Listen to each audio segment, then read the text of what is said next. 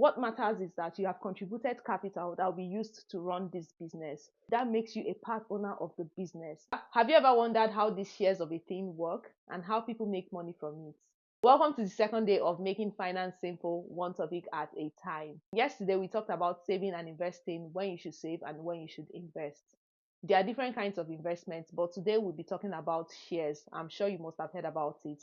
But if you haven't, this is Make Finance Simple. Here we break down everything for you to understand. In simple terms, a share is a small ownership in a company. But in practical terms, what happens is that a group of people start up a business with, say, 50 million pounds. And as time goes on, they find out that they need about 200 million pounds more to expand and grow this business.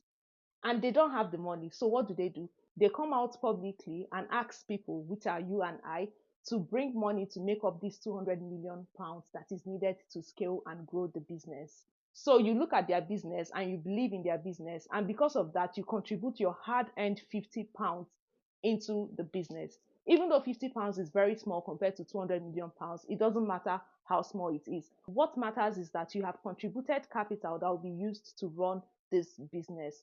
And that indirectly makes you a business owner. So you own a share or a part of that company, even though it is just 50 pounds. So if the business is now worth 250 million pounds, it means that you own 50 pounds out of the 250 million, together with every other person that contributed to that business. So this 200 million pounds that was gotten from the general public is then divided into smaller parts called shares.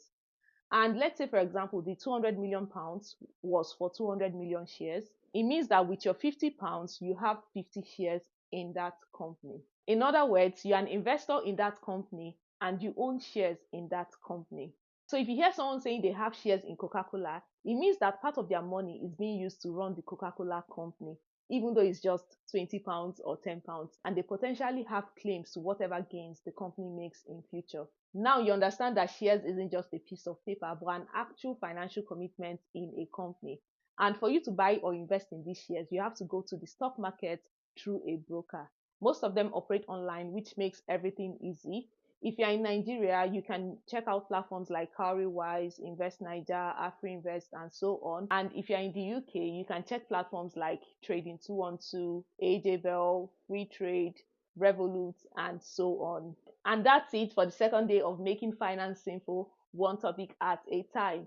Tomorrow we'll talk about how we can actually make money from this shares investment. Don't forget to follow and like this video so you don't get left out. Share to anyone who might find it helpful, and I'll see you tomorrow.